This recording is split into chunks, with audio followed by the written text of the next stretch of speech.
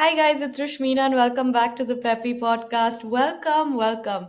Today we have with us a special guest and her name is Karese Laguerre.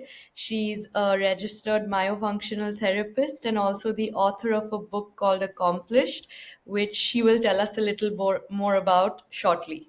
Hi Karese. Hi, I'm so excited to be here. Thank you for having me. Thank you so much for coming. Thank you. So tell us about your book and tell us about what you do. Okay, so I am a myofunctional therapist, which I'm sure might be the first time anybody's ever heard that. A myofunctional therapist is kind of like having a personal trainer for all of the muscles that nobody ever thinks about. So, below your eyes to right above your shoulders. Essentially, what I do is I help to strengthen and coordinate those muscles so that we can help people breathe better, sleep better, just be better. And my book, Accomplished How to Sleep Better, Eliminate Burnout, and Execute Goals, explains that really, really well. It was a passion project of mine where I really felt like there's so much information that we have access to. Humanity has had no greater access than they do today to information. It's abundant. And anytime you go to look for something about sleep, somebody's trying to sell you something or trying to tell you that you have to change this, that, or the other. And it always involves some product, right? Like turn off your television or put your phone away or stop being around blue light or you need this special mattress. But actually, if we were to really stop and think about the physiology behind sleep, like you can make all the changes that the internet will tell you to do, but if you never address something as small and foundational as how you breathe, you're never going to get the real improvements that you want. And without that, you won't be able to be as productive as you want to be. You won't be able to live a life as full as you want to be. And so I wrote Accomplished to really help people hone in on like how you can improve your sleep naturally by just resolving how you breathe, being more conscious about it and making sure that you're breathing the right way because not a lot of people know that there's wrong ways. I have questions, lots of questions. But Yeah. first, I want to know how did you suddenly get interested in this field, which is quite niche and not that well known? Oh yeah, it's super niche. There's probably like less than 500 of us that really practice. Myofunctional therapy kind of fell into my lap almost. It was something that I didn't know about until a pediatric dentist that I was working with had really brought it to my attention. Now, I have four children, and I like to say, as a parent, we always give the highlight reels. And so my children had a lot of things going on, but that I was never talking about because I assumed that it was all just super common. And when I brought some of this stuff up to the pediatric dentist, like how my son was exhibiting a lot of behaviors of ADHD, and my daughter had like every sleep issue under the sun. She was bedwetting every single night. She had night terror. She was sleepwalking. She would toss and turn and all sorts of things. And my younger ones had a lot of upper respiratory issues. Traditional medicine kind of told me, yeah, they'll grow out of it. That's super common. Or for like, the upper respiratory issues, we had a lot of antibiotics. We were on antibiotics all the time. But the pediatric dentist told me to kind of pay attention to how they were breathing, how they were using some of their facial muscles, pay attention to what their face looked like and how everything was developing. And it just was such a mind shift and such a change in perspective as a parent, but also as a clinician. And it was just something that I knew I had to dive deep into. And once I started seeing the changes, because I dove into it very selfishly to help my own children, but I started to see the changes, I was like, oh my gosh, there's so many people who need this. And I feel like I really and truly met my children at the other side of this once they no longer were burdened by all of this stuff. I felt like I met them for the first time and they were able to thrive and be who they really can be. That's amazing. So did that start with exercises? Yes. So a lot of it started out with just exercising, because nobody thinks about these muscles. When we talk about working out and our bodies and being in shape, we all think about everything shoulders down. Like, do we have nice abs? How are our arms? Are they Bicep. saggy? Like, yes, Yeah. everybody's looking at all the wrong things, where a lot of health really starts up here at the top. If you're frequently congested, if you're breathing through your mouth a lot, if you get ear infections often, like a lot of this stuff impacts the way you're able to breathe, sleep, digest, speech sometimes, your dental development, like that kind of stuff will put you in braces much faster if you were on a trajectory where maybe genetically you probably weren't predisposed to that. So Mhm. it's very multifactorial, but Mhm. yeah. Mhm. I feel like I have a lot to learn because I have allergic rhinitis and I feel congested almost all the time. Plus, I think I mouth breathe as well. And then I've been told that sometimes I breathe really loudly, but it's not something I think about. I don't know any other way to breathe, but maybe I can learn a different or a better way to breathe with you today.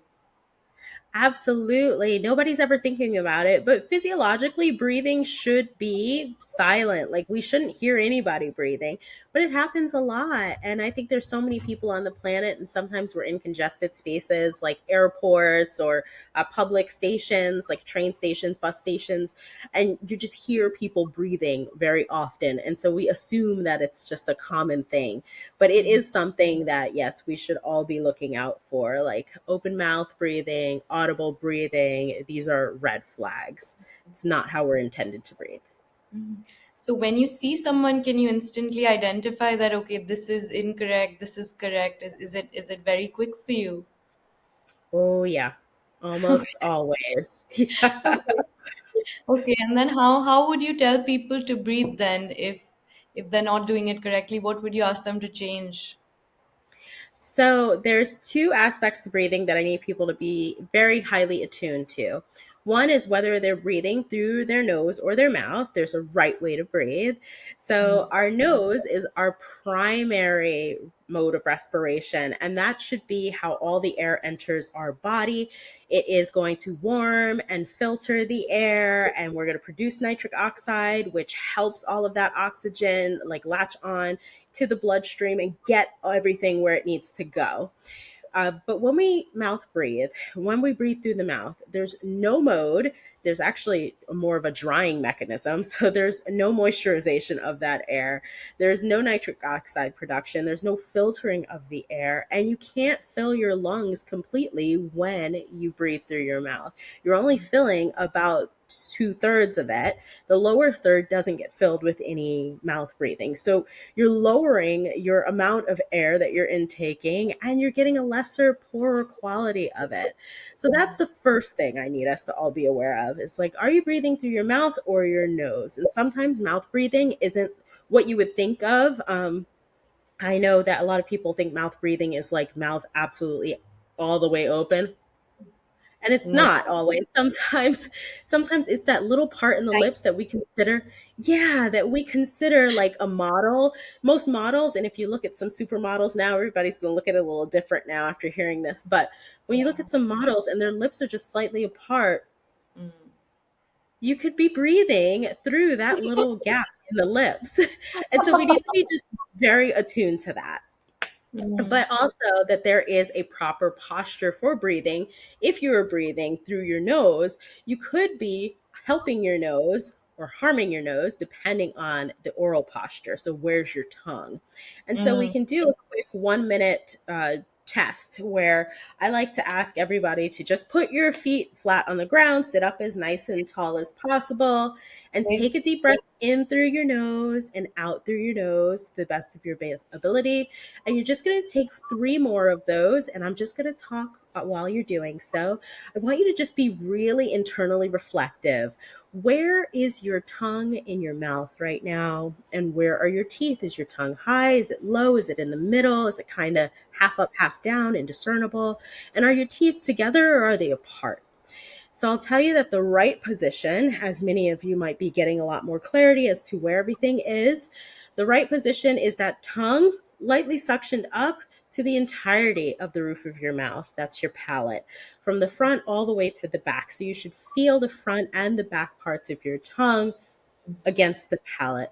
This is going to keep it up and out of your upper respiratory tract because that tongue gets big and bulky, and women, especially when you're middle aged, we start to build on and pack fat first behind our tongue.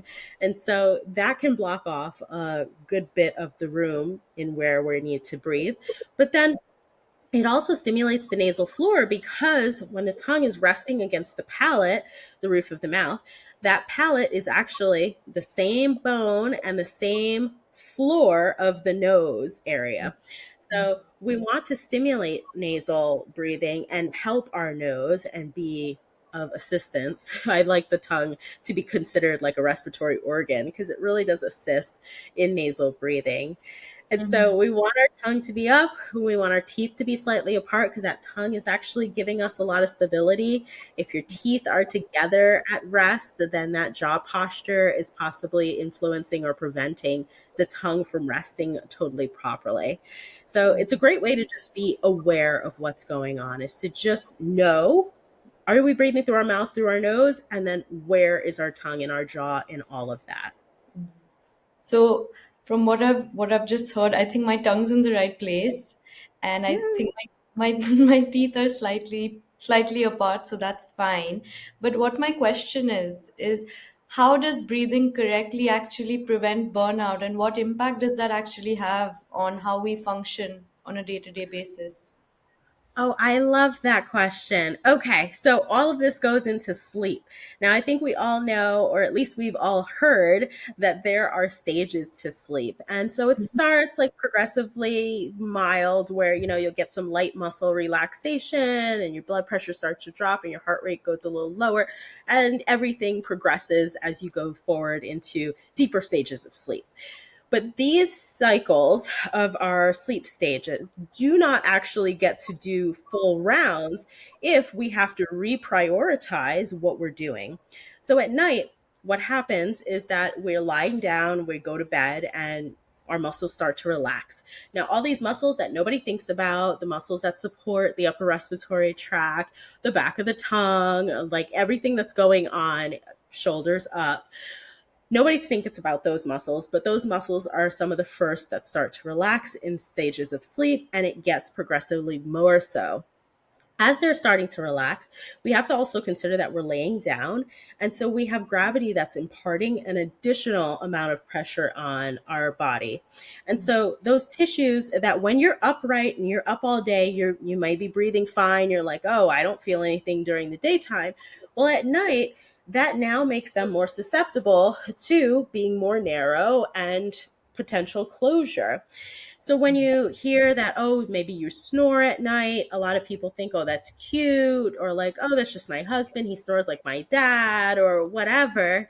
I want us to rethink how we're imagining snoring. Snoring is actually the sound of air meeting resistance as it's trying to get through this narrow tube. And so when you think about that, if it was any other thing, like if it's food, because it's the same tube, if it's food and we're trying to eat and it won't go down and it's meeting resistance, that would be like a medical crisis. Everybody would be upset. What do you mean I can't eat? How is food not getting where it has to go? But nobody's alarmed at night when it's like, no, you can't breathe. But you know what is alarmed? Our body. Our body gets very alarmed, and then it's going to wake you up.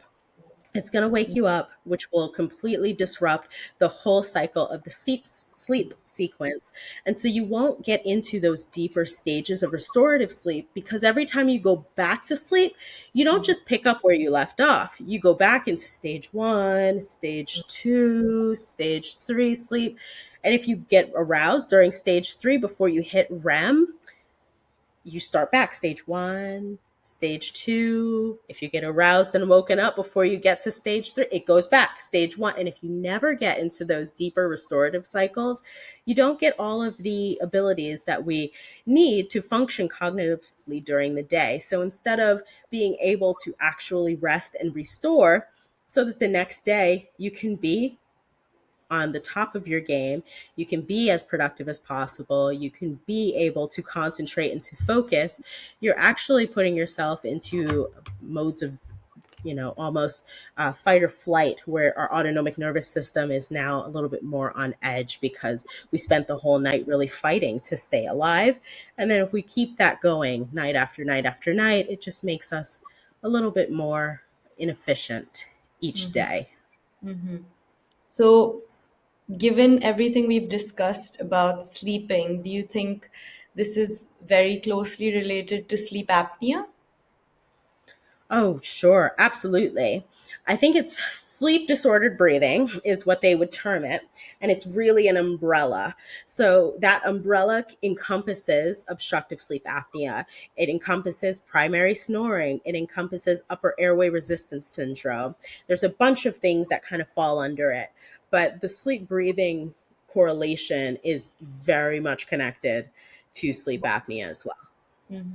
And we see people snoring so often, it's so common, but people don't seem to be worried about things like that. It's just, oh, normal, they're snoring, they're snoring. But then, how do we sort of change that reaction to snoring, because it's not perceived as a health issue, it's perceived as people just sleeping loudly. It's not normal. Yeah. Change that perception. I think it's more about us starting to really reframe what we think about it. Like if I hear my husband snoring at night, I'll tell him like, "Oh man, you were breathing very poorly last night." So instead Mhm. of making it like a cutesy, like, "Oh, you were snoring so loud," it's like, "Oh, you were breathing very poorly." I think if we start kind of looking at it differently, it might set off the alarm bells just a little differently. And so maybe a shift in the public perception of snoring so that it's not just something that is common and it just occurs and like, oh well, it's something that is a little bit more alarming. And do you think there's a correlation between how tired you are and how loudly you breathe at night? So if you're more tired, do you snore more loudly? Because I've seen that with people. Oh yeah. And people will tell you that too, that that's something that they know, that they might not snore unless they are incredibly sleep deprived. But how Yeah. did they get to that point of sleep deprivation? I think that's a bigger question, right? And a lot of people seem to think that when you sleep, you're able to sleep and you can catch up on it. So let's say during the week when you're working, you're not sleeping as efficiently. You're like, oh, I'll just catch up on some sleep on the weekend. That's not the way our bodies work. And so Mm, it adds, it's really only compounding over time. So when you get to that really, really tired phase, or when you get to that maybe Friday and you feel like you're really burnt out from the entire week of working and not sleeping efficiently, it doesn't make the sleep better to now be snoring and then wake up late on the Saturday. It's just another night of sleep deprivation. I've never thought of it like that. And And what tips would you give people to sort of have a healthy sleep or to breathe correctly just when they're, say you're tired, you can't help it. You've had a really rough week, out of your control. You have to work long hours, out of your control. Maybe your weight isn't in the ideal range, lifestyle, Mhm. out of control. How do you sort of tell them to still manage to sleep and have good quality sleep so that they don't burn out? So one of my things is to just be very, very aware of the importance of the nasal breathing. And so with that, I always say to incorporate a nasal hygiene routine of some sort. I Okay. think people don't think enough about how we can optimize it, and it's really as simple as you clean every other part of your body. We brush our teeth, we shower, we so forth. Like clean your nose as well. Use a saline spray or saline rinse, or you can use saline irrigation, but clean out your nasal passages and then use something to help keep them open. That is your best sleep hygiene tip. Okay. Nothing that you spend hundreds of dollars on is going to save you more than like a dollar, or let's say less than $3 saline spray. So being able to clean out your nasal passages and then perhaps use something to help keep it open, like a nasal strip externally or a nasal dilator internally, is really a great way to help to optimize your breathing. That way you can sleep better and you're more likely to get through more of your sleep stages. I would also say it's really important to just be aware of how you're breathing during the day. Your primary mode of respiration during the day is probably going to be how you're breathing at night. So if you notice that you're doing a lot of mouth breathing during the day, be very conscious. Take time to consciously reflect on how you're breathing and to do little things to shift and alter it. Some people like to immediately jump to mouth taping. I think that, there's a reason why some people mouth breathe, and it's all right. You might have something going on physiologically that you haven't yet discovered that might need to be addressed. Enlarged turbinates or deviated septum, or you might have sinusitis. You could have something going on that's causing you to mouth breathe. So I would Mhm. never jump straight to mouth taping because your body still might need to breathe. And Yeah. so I don't know if covering it right away as your first option is the best. I would say optimize and clean out the nose as the very best way to start to improve your sleep hygiene. Mhm. And say when you have your clients and you give them these tips about how to say exercise the correct muscles and say clean and be aware of their breathing, what real life changes can you actually see in them? Oh, so many. So when we get good restorative sleep, we're able to wake up in the morning almost automatically on our own without assistance and less of a dependence on something to keep you awake. So a lot Yeah. of times we have that dependence on caffeine or something to help get us going in the morning. Everybody needs a cup of coffee or a cup of tea or something to just kind of alert them. But you could really, so simply as being able to improve your sleep, be able to wake up feeling refreshed already and ready to go. So that I think is like the biggest change, is that you wake up feeling really, really good instead of groggy and kind of bogged down. The other thing is that you'll notice that your focus, your like alertness, is very much improved. There's been so many studies around sleep, and while there's still so much for us to learn, what we do know for certain is that without a good night of sleep, your memory is going to be impaired. And as we get older, I know I'm just as susceptible as everybody else as we get older to like forgetting things. When you walk into a room and you're like, what did I come in here for? And you're thinking about it. You could have more of those instances, or you could have less of those things. You could be working on your memory and your brain health by improving your sleep. So you can be more alert, you can be more refreshed, your memory recall could be better.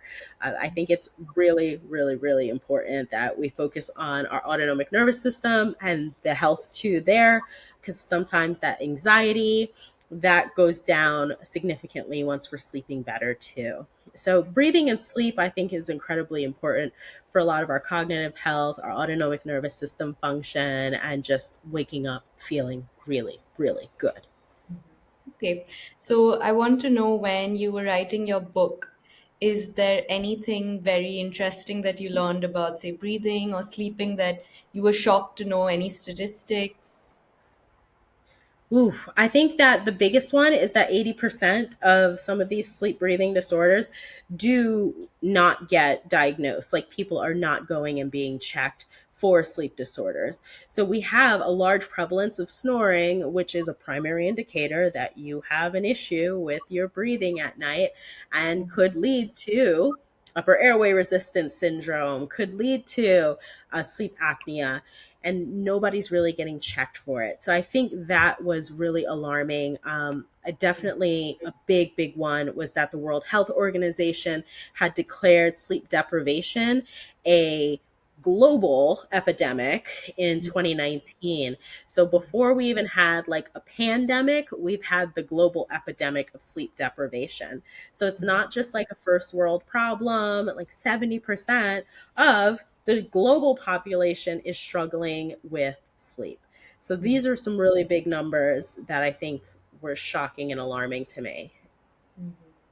My next question is that, so doing the nasal rinse, which I think adding another step to your self care routine for a lot of people is is tedious at this point because many people are doing a 10-step skincare routine, hair care, the brushing, the flossing, everything, dermaplaning, etc., etc. So then spraying the saline into your nose along with all of that, people might not want to put in that extra effort if they don't think it's absolutely necessary.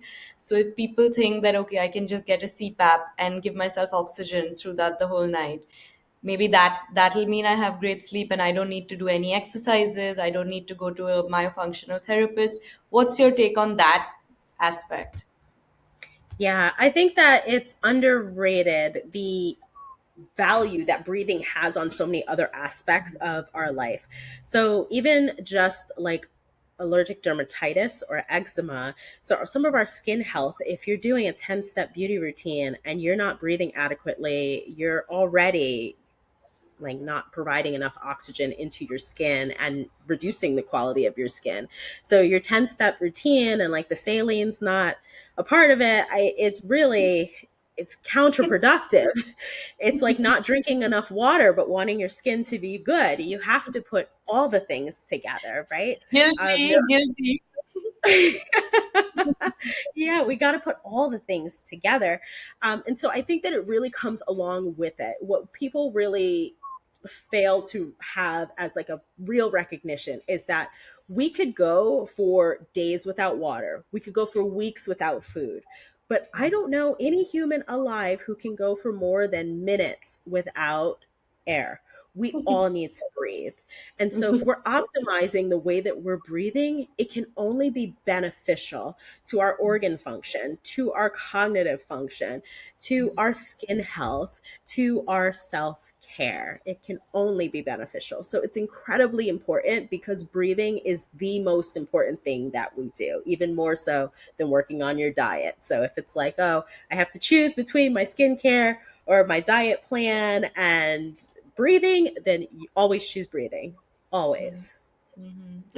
It's more sometimes that it's so passive that we don't even have to think about it, so we don't bother putting in the effort for it. Because I know I'm going to breathe anyway, except when I don't, and then either I'm choking or snoring or I don't know, something happens, and then suddenly I'm thinking, okay, something's really wrong here.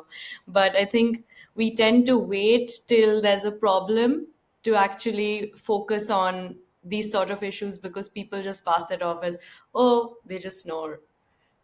And Yeah, we completely take it for granted because it yeah. is an automatic function, but it is something that you can also take conscious control over. And so, because it's so important, I think it's important to prioritize it because it can only help with everything else. You know, when you sleep better, even just I mentioned before, like the whole diet thing, but even when you sleep better, that helps you with weight maintenance. If you're sleeping better, it's going to help you with just overall everything. Your immune system will run better. You'll have better cognitive function. Like there's no detriment to being able to breathe and sleep better. Mhm. And what's your take on using, say, a guard to stop your tongue rolling back or sleeping in a certain position? Because some people like to do those sort of things. I think those are important kind of tricks, I think, to have two up your sleeve, important little things to be able to manipulate in a different way.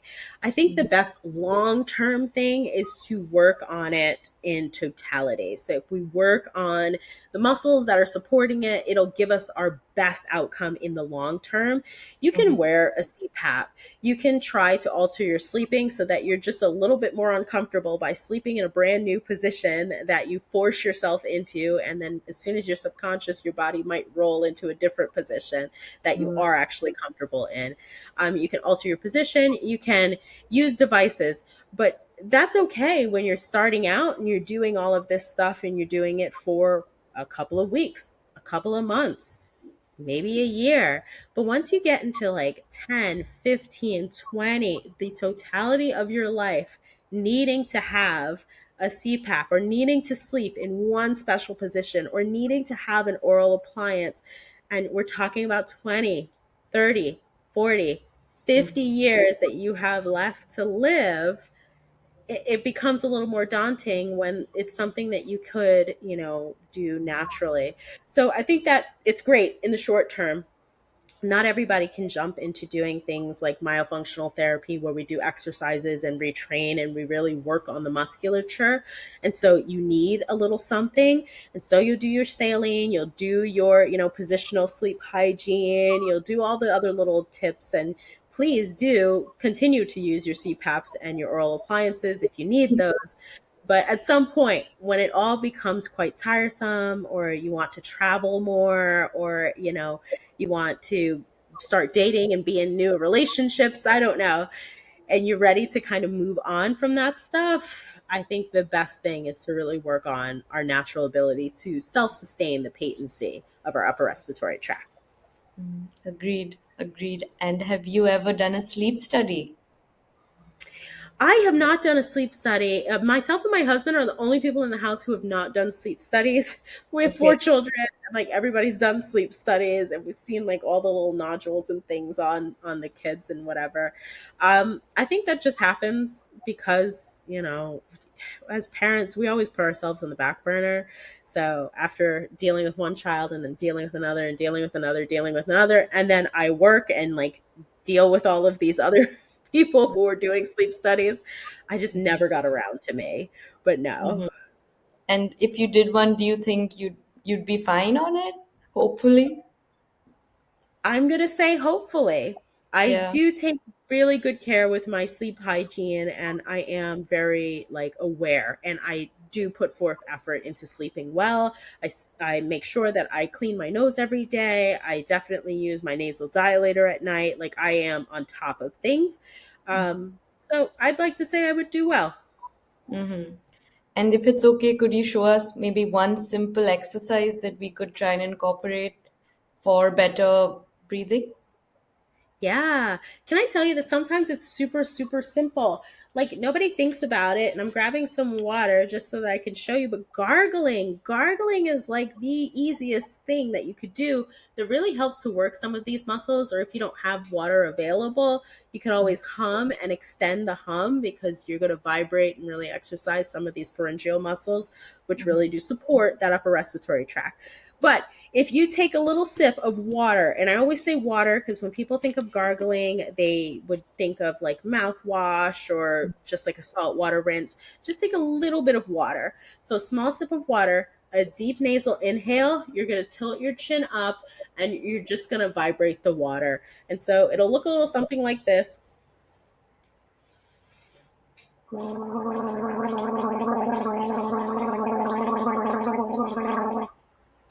And why I say that you don't use mouthwash is because it contains SLS, sodium lauryl sulfate, which will bubble. And so it'll start to bubble out and you won't be able to maintain as long. But trying to maintain 20 to 30 seconds of gargling 2 to 3 times a day, it's the greatest little workout. It's like a short little tip and exercise trick that I think a lot of people don't even realize that they have at their disposal just anytime that there's water around. Okay. So before I sleep tonight, I'm gargling and I'm doing a nasal rinse. That's for Yeah. sure. Yes. And hopefully when I speak to you the next time, I am going to mouth breathe a little bit less. Hooray! See victory. Victory. Is there anything else you'd like to share with our audience about your book or about yourself? So the book is available on Amazon, but one thing I would love to leave everybody with is to advocate for yourself. There's a lot of times where I felt like I didn't like the answers I was getting about some of the things going on with my kids, and or sometimes where I feel like I don't get the right answers for myself when I go and I speak to some of my primary physicians. And I think that it's important that you know that not all physicians are the same. There are lots who will take time to sit and to listen with you and to dive deeper into what some of your concerns are. And there's others who are just a bit more strict. And so you have to just advocate for yourself and just push to make sure that you're speaking to the right people who will get you to the right providers or get you the right testing to ensure that, your concerns are being met. So advocate for yourself. That is my biggest mission. But the book is available on Amazon. It's accomplished: How to Sleep Better, Eliminate Burnout, and Execute Goals. It talks just slightly more in depth about a lot of these topics we talked about today, and a little deeper into myofunctional therapy. And it has just absolutely everything you can possibly need to really understand how to self help your way into better sleep. Mhm. That was incredible. Thank you so much, Karese. No problem. Thank you for having me. This is fun. Thank you. I've learned so much today. Thanks. I'm so happy. All right. Thanks for listening to the Peppy podcast, and I'll see you next time. Bye.